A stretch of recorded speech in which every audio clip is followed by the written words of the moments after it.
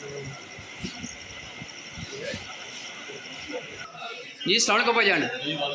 जी भाईजान क्या आया भाई ने वाकया? जनाब चेयरमैन ने भाई आ जाए सुबह कोई भाई की सड़क जी चेयरमैन नाम सी क्या है? चेयरमैन बहुत नीर कुछ रहने शरीफ अच्छा बटालह अच्छा चेयरमैन साहब को बनाया उन्हें अच्छा तो आज उन्हें असा बरामदे करी उन्होंने भरा सारे तो उन्हें अस अच्छी के सारे मामला हमला किया अपना डर जाना मैं अस डेढ़ बाहर निकले अपना भाई की बात करता है उन्हें अच्छी के असा डंगे गल ही नहीं ना की कोई असा बुलाई आंदा चाचे रंगे अपने चाचा चाचा वाले कलार ने बुलाई आंदा असा है मामला तो अस दसिया तो रजिस्टर जी ने महकमा जंगलात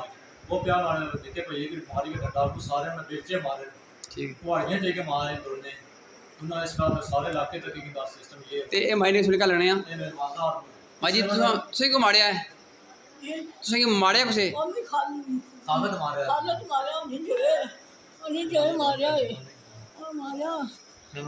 मारा की थले मारा के डंडे मारे ये मगरों च मारे ने बिरचे मारे बे लम्बा बोला मैं वो चक्कर चन्ने भी छकड़ा वो स्टाना रख दो सिरो अल्लाह से दे जी अच्छा ए मजीद जिन्हों बंदियां मारे ना कि नीड़ो प्लीज ए यासीन सी खालिद सी उसके बच्चे सी मीन सी मीन दे बच्चे सी सगीर ते दुए ने सारे ना जिन्होंने का भाई दी बांह लगे सो उन्होंने सारा नाराजगी ने कोई मामला नहीं वो इंग्लैंड होना उन्हें दुए लगे अच्छी कि पंगा किंदा है शबीर सी जनानियां से इन्होंने को बीबियां दुआ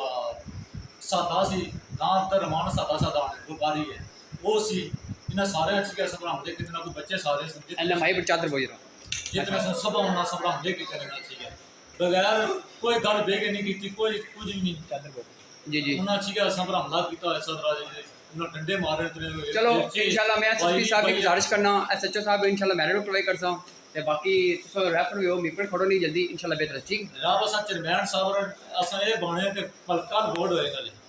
चेयरमैन साहब ने सारा वोट दिंदे असा अपना आपको वोट देगा चेयरमैन बनाया तुसां का नाम भाई जान असन जी तो अपना नाम क्या है? मेरा नाम जफर इकबाल ठीक है जो इंशाल्लाह तो रेफर करो इंशाल्लाह बेहतर से जज़ाकल्लाह